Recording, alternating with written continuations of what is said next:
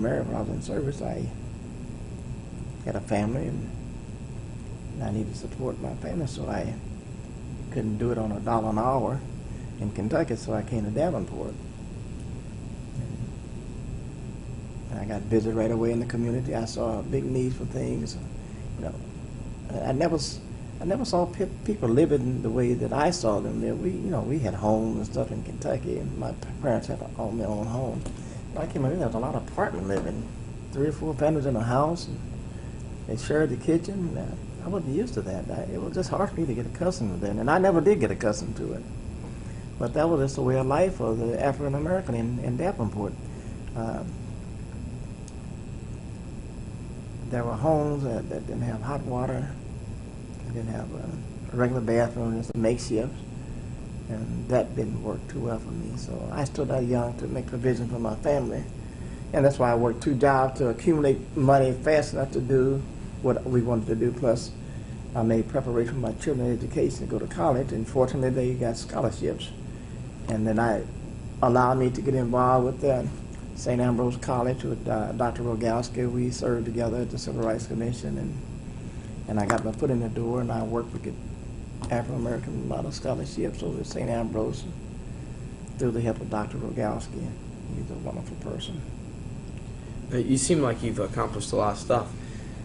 Was your family always there supporting you when you did this? How do they feel about this?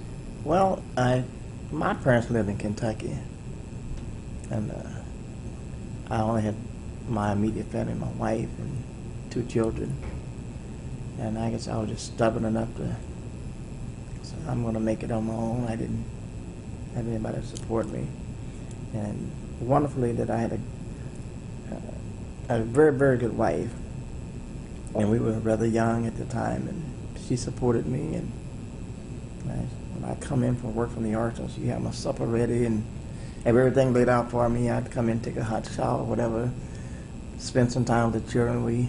I talk with them, have school today and what went on, and in about an hour or so, I'm on my way up to the barber shop for about a couple of hours, and I'm back home. I had good support at home. Now, now you're saying all this, was it when you wanted loans and stuff? Did they, what happened there? Did they... Like for buying a business or a car? Did they give you, a harder time doing it, or...? Yeah, I know when I came to Davenport, I wanted to buy a car. Well, I knew I had to have a third down, in most cases, to buy a car. If I want to buy a $1,500 car, I had to have a $500 down payment and maybe a co-signer. And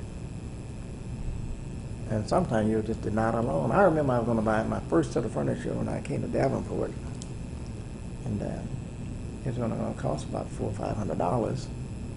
And Frank's Furniture was the company, and they told me I need a co-signer. Well, I just started working at the arsenal. I didn't have much money. I said, no, thank you.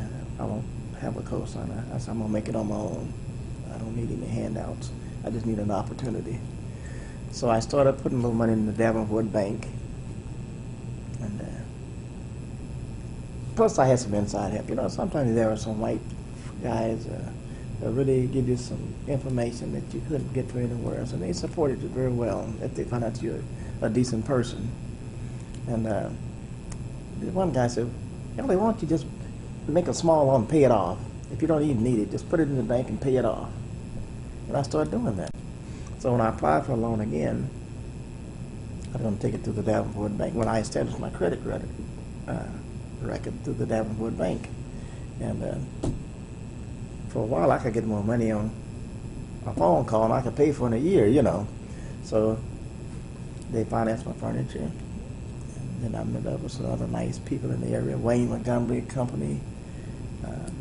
They were very rural, very liberal with African American.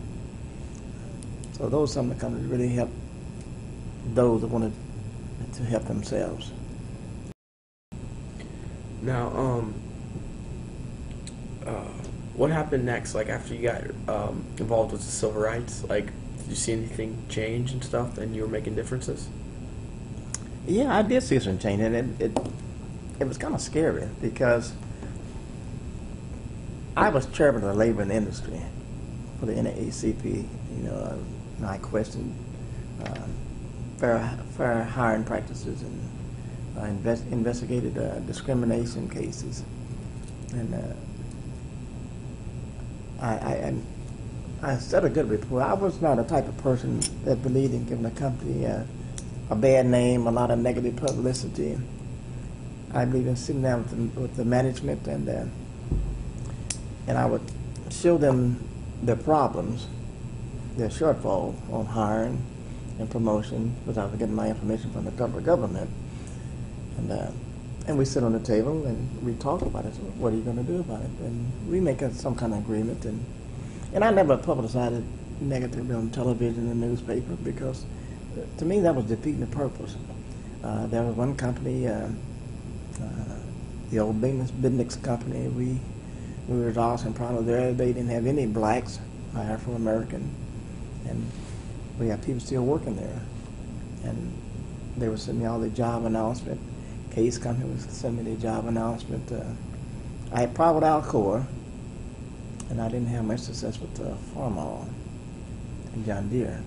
I had a good relationship with the Arsenal. We did summer hires for the African American children, and personnel would send me out all the job announcement and tell me when they're going to be hiring. Well, they call me LA by mine. They say, LA, get your kids over here. And it didn't make a difference whether you're African American or Caucasian. If you needed a job, we get you a job. If you had a problem on your job, I didn't care whether you're black or white. I do what I could do through the NAACP, and I was very successful. We were very successful. What were others doing? You mean on the NAACP? Yeah. Well, we had various committees. Just fortunately, I had labor and industry, some with the police department, some with the neighborhood, just different. And I served on two. I served with under the mayorship of Mayor Catherine Kirschbaum. I worked with her before she became a mayor, and when she became mayor, she appointed me to the civil rights, and that really gave me a good